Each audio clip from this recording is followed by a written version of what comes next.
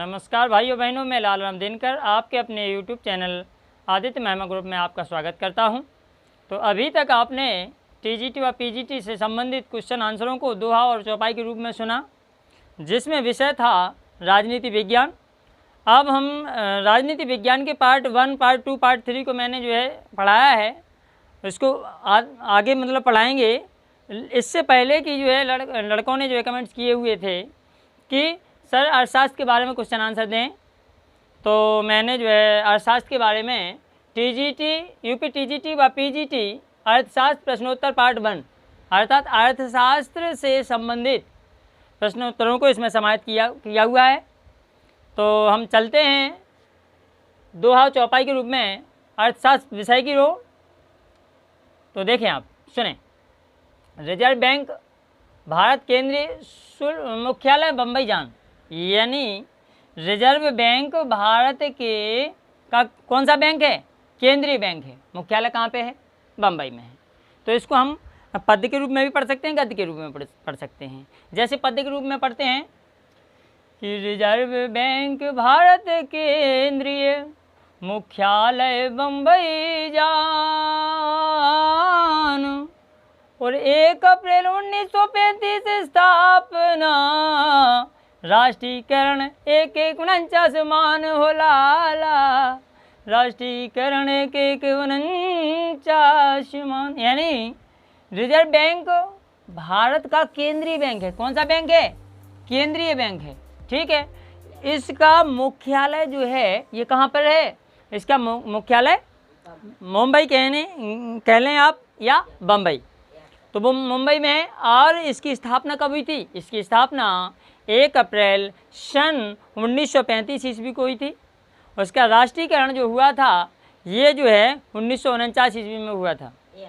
यानी 1 जनवरी सन 1949 ईस्वी को। क्लियर है? अब आगे देखें कि अंतर्राष्ट्रीय व्यापार का प्रमुख प्रहरी जान, अंतर्राष्ट्रीय व्यापार का प्रमुख प्रहरी जान और विश्व व्यापार संगठन WTO मान, राधे हरि हरि। अर्थात कहने का मतलब ये है अंतर्राष्ट्रीय व्यापार का, यानी विश्व व्यापार जो संगठन है वो अंतर्राष्ट्रीय व्यापार का प्रमुख प्रहरी है। अंतर्राष्ट्रीय व्यापार का प्रमुख प्रहरी कौन है? विश्व व्यापार संगठन। इसको किस नाम से जानते हैं मतलब अंग्रेजी में? तो वर्ल्ड ट्रेड ऑर्गेनाइजेशन अर्थात WTO के नाम से जानते हैं। क्लियर है? आगे देखते हैं कि राष्ट्रीय आय मुख्य स्रोत सेवा क्षेत्र जानो, यानी राष्ट्रीय आय मुख्य स्रोत सेवा क्षेत्र जानो, कि राष्ट्रीय आय मुख्य स्रोत सेवा क्षेत्र जानो, कृषि उद्योग व्यापार क्षेत्र को नहीं मानो। यानी राष्ट्रीय आय का मुख्य स्रोत क्या है? राष्ट्रीय आय का मुख्य स्रोत है सेवा क्षेत्र, जबकि कृषि क्षेत्र, उद्योग क्षेत्र और व्यापार क्षेत्र इनको राष्ट्रीय आय के मुख्य स्रोतों के अंतर्गत नहीं रखा गया है।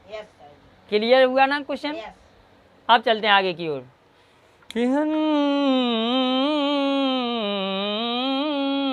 अब देखें, तर्ज को चेंज करते हैं चौपाई में कि वाणिज्य व्यापार सरकार का स्वामित्व जानो, कि सार्वजनिक क्षेत्र से तात्पर्य इसका मानो।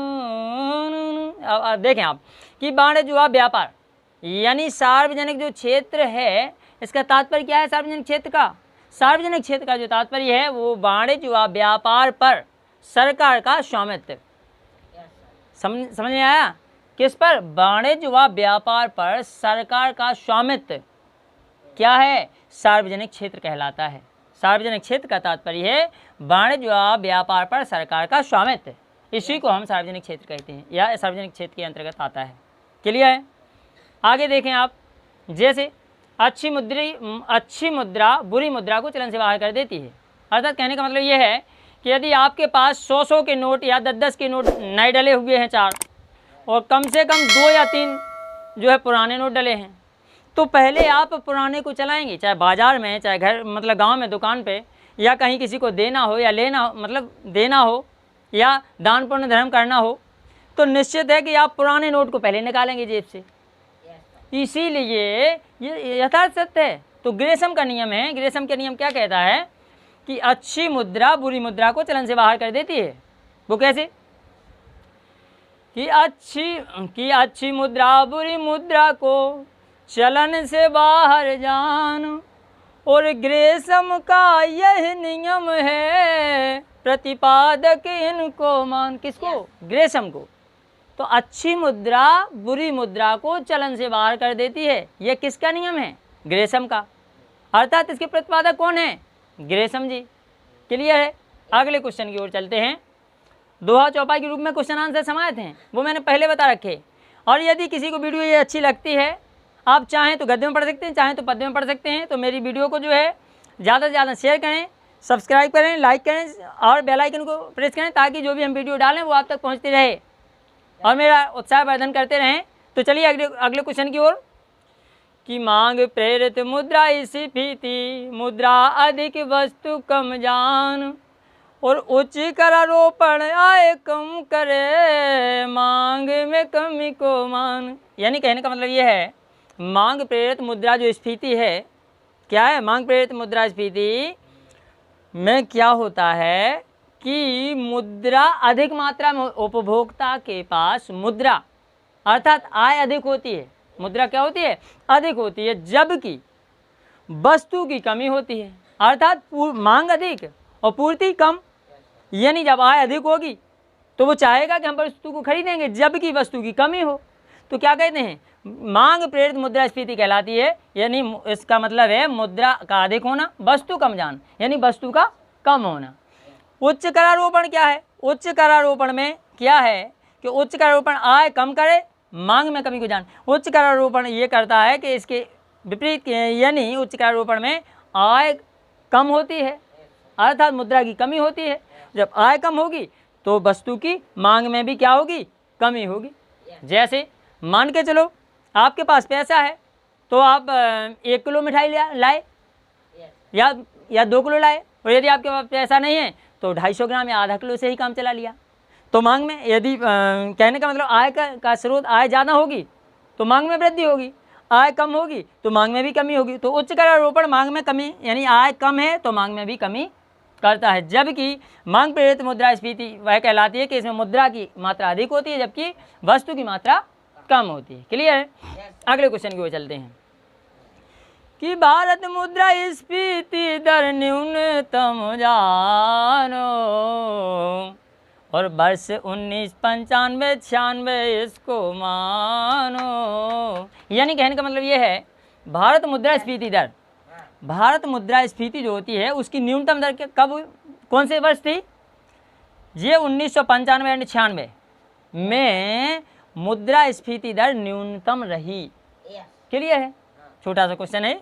अगला देखें कि रंग राजन समिति रिपोर्ट का विषय जानो, और चीनी घोटाले की जांच करना मानो। यानी कहने का मतलब ये है कि रंग राजन जो समिति है, कौन सी समिति?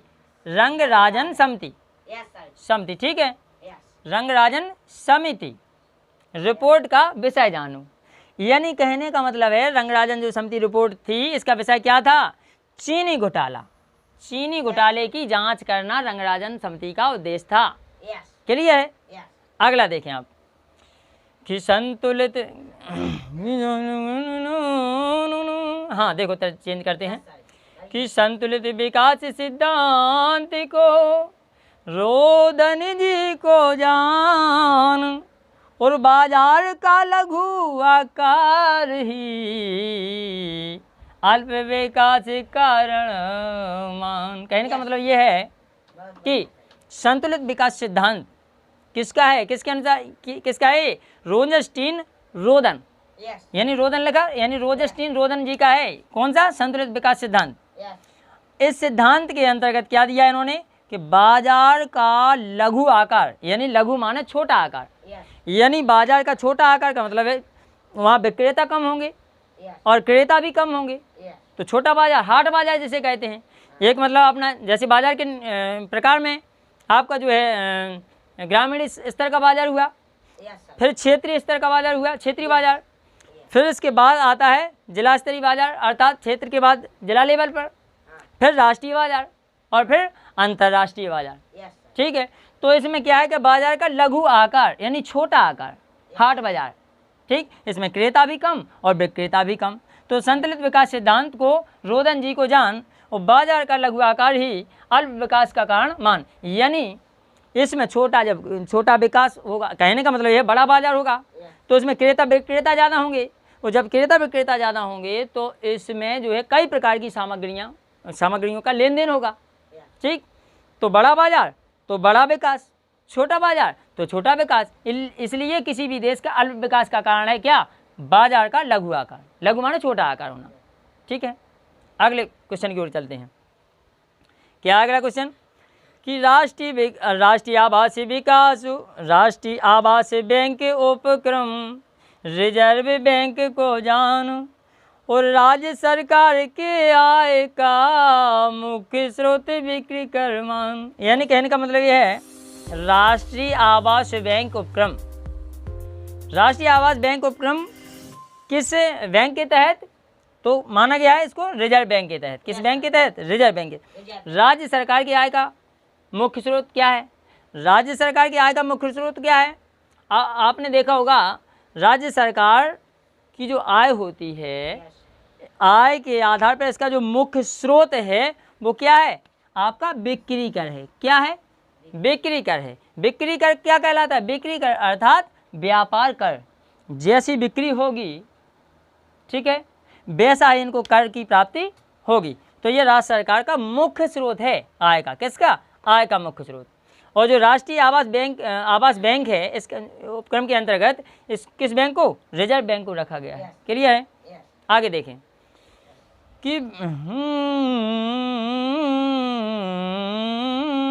हाँ कि ब्याज के तरलता सिद्धांत को जानो, केन शर्त शास्त्री को तुम मानो। यानी कहने का मतलब ये है बाजार के तरलता सिद्धांत को जाने आप। तो इस बाजार के जो तरलता का जो सिद्धांत दिया वो किस विद्वान के अनुसार है? किसने दिया? लिखा केन्स। केन्स या कीन्स? तो कीन्स जो अर्थशास्त्री थे इनके अनुसार, यानी इन्होंने ब्याज के तरलता सिद्धांत को दिया है। क्लियर है? क्वेश्चन आंसर सब इसी में समाहित है, सिर्फ देखने भर की बात है, सोचने भर की बात। जैसे ये लिखा शेयर कीमत कि शेयर कीमत गिरे मंदड़िया जानो और स्टॉक की कीमत बढ़े तेजड़िया मानो। यानी शेयर कीमत गिरे मंदड़िया जानो। क्या? यानी शेयर कीमत गिरे मंदड़िया जानो मतलब स्टॉक एक्सचेंज में जो व्यक्ति स्टॉक या शेयरों की क्या करता है? कीमतें गिरने की आशा कर वस्तु को भविष्य में देने का वायदा करता है या बेचता है। समझ रहे बात को? भविष्य में देने का वादा करता है या बेचता है, तो क्या इसी को हम क्या कहते हैं? उसे ही हम मंदड़िया कहते हैं। जबकि ये क्या लिखा? स्टॉक कीमत बढ़े, अर्थात जो व्यक्ति स्टॉक की कीमत बढ़ाना चाहता है उसे हम क्या कहते हैं? तेजड़िया कहते हैं। क्लियर है? अगला देखें आप कि आय निगम संपत्ति कर, कि आय निगम संपत्ति कर प्रत्यक्ष कर को जान और उत्पादन शुल्क को यहाँ प्रत्यक्ष कर मान। यानी कहने का मतलब ये है कि आय निगम संपत्ति, आय कर, निगम कर, संपत्ति कर, प्रत्यक्ष कर को जान। यानी इन तीनों करों को किसके अंतर्गत रखा गया है? प्रत्यक्ष कर के अंतर्गत रखा गया है। जबकि उत्पादन शुल्क को किस कर के अंतर्गत? उत्पादन शुल्क को अप्रत्यक्ष कर से के अंतर्गत रखा गया है। ठीक है? क्लियर है? तो हमारा मतलब वीडियो जो है समाप्त होते हुए लास्ट में यही कहना है कि मैं क्यों दुआ और क्यों चौपाई के रूप में आपको पढ़ा रहा हूँ या दोहा चौपाई लिख के दिखाता हूँ, पढ़ाता हूँ, उसका कारण यही है। ज़रूरी नहीं है कि आप इसको पद्य में पढ़ें अर्थात गा के पढ़ें, आप गद्य में भी पढ़ सकते हैं, ठीक है। और इसी के साथ ठीक है, हाँ कोई बात नहीं, ये चौपाई दोहा जो नहीं देख रहे हैं, ये इसमें ये लिखा कि शेयर कीमत गिर मंदड़िया जानो, और स्टॉक की कीमत बढ़े तेजड़िया मानो। ये भी नहीं दिख रहा है तो ये लिखा आय निगम संपत्ति कर प्रत्यक्ष कर को जान, और उत्पादन शुल्क को यहाँ अप्रत्यक्ष कर से मान। क्लियर है? नहीं दिखाई दे रहे, मैंने दोबारा रिपीट कर दिए।